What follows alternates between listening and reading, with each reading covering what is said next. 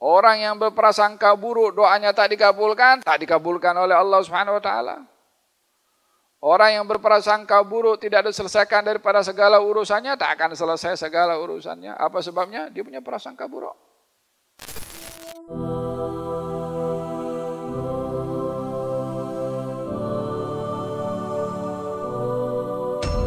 Wal bukhlu bima aujaballahu ta'ala wa su'udzan billahi bi khalqillah. Di antara menjaga hati ini adalah daripada sifat buruk sangka kepada Allah dan buruk sangka kepada hambanya Allah. Di antara dosa buruk sangka yang paling besar adalah buruk sangka kepada Allah Subhanahu wa taala. Apa maksud buruk sangka kepada Allah Subhanahu wa taala? Dalam Al-Qur'anul Karim Allah Subhanahu wa taala berfirman, ada golongan waktu itu yang merasa buruk sangka kepada Allah kalau Allah tak akan menurunkan pertolongan pada peperangan. Itu buruk sangka kepada Allah. Orang yang buruk sangka kepada Allah dengan mengatakan dalam hatinya, Allah tak ampunkan dosa saya. Orang buruk sangka kepada Allah. Orang buruk sangka kepada Allah mengatakan doa saya tak dikabulkan oleh Allah. Dia buruk sangka kepada Allah. Orang buruk sangka kepada Allah mengatakan Allah tak bagi sehat dan tak bagi mudah urusan kerja saya. Dia buruk sangka kepada Allah Subhanahu wa taala. Maka orang yang dia berburuk sangka kepada Allah, dia akan dapat apa yang dia sangkakan pada prasangkaan buruk karena prasangka buruknya dia dapat.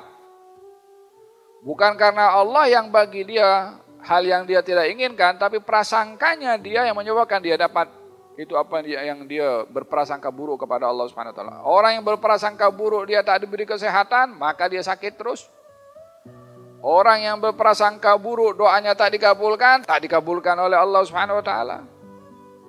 Orang yang berprasangka buruk tidak diselesaikan daripada segala urusannya, tak akan selesai segala urusannya. Apa sebabnya? Dia punya prasangka buruk. Oleh sebab demikian diperintahkan kita untuk berbaik sangka kepada Allah Subhanahu wa taala.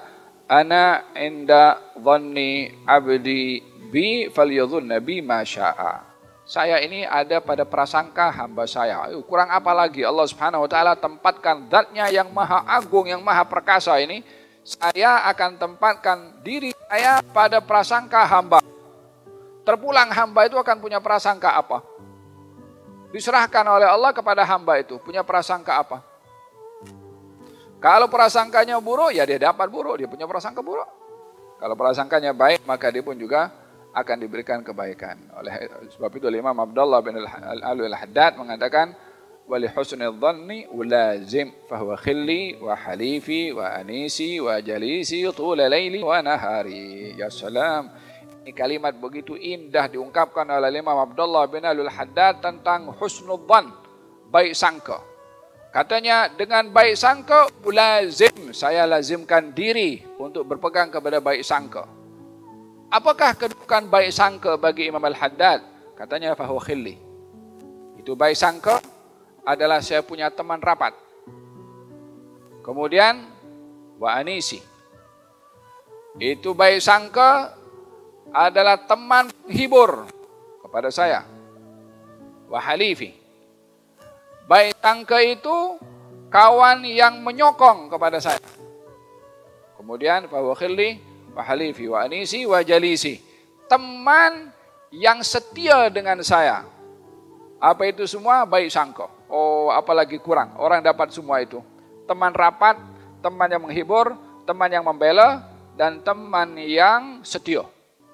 Oh, kalau orang dapat satu teman saja sifatnya macam ini, khalas, tak perlu orang lain sudah di dunia ini. Kata Imam Syafi'i mengatakan, salamun ala dunya idza lam yakun biha sadiqun saduqun sadiqul wa'di munsifa. Teman ini menjadi tempat yang paling menentukan kehidupan seseorang bahagia atau tidak. Ingin berteman dengan husnul dhan. Pegang itu husnul dhan. Walihada, kalau kita diperintahkan untuk berbaik sangka, yang dilarang adalah berburuk sangka. Dan dosa yang besar bagi buruk sangka ini adalah buruk sangka kepada Allah Subhanahu wa taala. Walihada, kalau kita berdoa kepada Allah Subhanahu wa taala, kita kena berbaik sangka dan yakin kalau doa kita dikabulkan. Sallallahu wa anta muqinun bil ijabah. Mintalah kamu kepada Allah dalam keadaan kamu yakin doa kamu itu dikabulkan oleh Allah Subhanahu wa taala. Kalau dalam Al-Qur'an Allah bercerita apa itu? Tsumma anzala 'alaikum min ba'dil ghammi amanatan nu'asan yaghsha ta'ifatan minhum wa ta'ifatun qad ahammadhum anfusuhum yadhunnuna billahi dhannal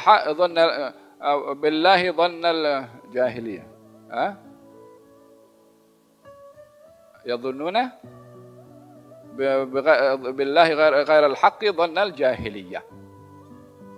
Mereka itu punya prasangka dengan prasangka umpama orang-orang yang jahiliyah. Apa itu prasangkanya? Allah tak tolonglah kita ini. Kita kalah dalam peperangan. Allah tak tolong kepada kita. Sebagian daripada mereka punya prasangka seperti itu. Paham dong?